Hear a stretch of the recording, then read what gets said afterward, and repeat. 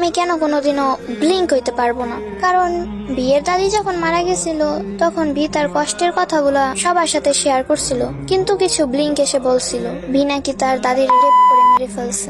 ইয়ংতান যখন মারা গেছিল তখন অনেক ব্লিঙ্ক বলছে বিয়ের অবহেলায় নাকি ইয়ংতান মারা গেছে। জাংকুক যখন তাদের আইডলকে টিকটকে ফলো দিছিল তখন অনেক ব্লিঙ্ক বলছে যে জাংকুকের নাকি কোনো যোগ্যতাই নেই তাদের আইডলরে ফলো দেওয়ার মতো। ভি বাচ্চাদের ভালোবাসে দেখে তখনও সেম কথাটাই বলছে, অনেক ব্লিঙ্ক। ভি নাকি বাচ্চাদের রেপ করে। ভি আর জেনি ডেট করছে এই গুজব ছড়ানোর পরে অনেক ব্লিঙ্ক তেয়ংরে বাজে মন্তব্য করছিল। ভি প্রায় 2 বছরের মতো ডিপ্রেশনে ভুগছিল ওই বিষয়টা নিয়ে। আমাদের আইডলদের কুকুর বলে সম্বোধন করে নানাভাবে নানা বাজে কথা ও কটু কথা শোনাইছিল অনেক ব্লিঙ্ক। কথায় কথায় নিজেদের আইডলদের সাথে আমাদের আইডলদের কম্পেয়ার করে আমাদের আইডলদের ছোট করতে চায় ব্লিঙ্ক। আমি জানি সব ব্লিঙ্ক সমান না, কিন্তু আমি কেমনে বলবো এইসব কথা?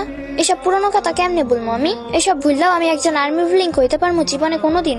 নিজেরাই নানা ধরনের গুজব ছড়াইবে, দেন যখন আমরা কিছু বলবো তখন আমাদের সাথে ঝগড়া করবে আর আমরাই হয়ে যাই টক্সিক। নিজেদের আইডল বিকিনি পরে তার বেলায় কিচ্ছু না, অথচ আমাদের ফ্যান্ডমকে লিঙ্ক ফ্যান্ডম বলে। এত কিছুর পরও আমি একজন আর্মি ব্লিঙ্ক হইতে পারবো জীবনেও? আমি পারবো না ভাই। যেসব আর্মি ব্লিঙ্করা আছে বিটিএস নিয়ে যদি কোনো ব্লিঙ্ক খারাপ কথা বলে তারা প্রতিবাদ করতে পারে না, তারা ব্লিঙ্কদের কিছু বলে না, কিন্তু বিটিএস আর্মিরা যদি ব্ল্যাক পিঙ্ককে নিয়ে খারাপ কথা বলে তখন যে তারা ঠিকই প্রতিবাদ করতে পারে। বেশিরভাগ আর্মি ব্লিঙ্কই। আমি পারবো না কোনোদিনও একজন আর্মি ব্লিঙ্ক হইতে। আমি আর্মি আর সারা জীবন আর্মি থাকুন। আমি কোনোদিন অন্য ফ্যান্ডমে যাইতে পারবো না, আমি অন্য ফ্যান্ডমের সদস্য হইতে পারবো না কোনোদিনও।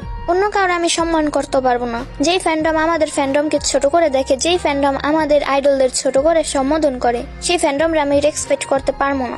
আমি পারবো না সেই ফ্যান্ডমকে সম্মান করতে, আমার দ্বারা হবে না।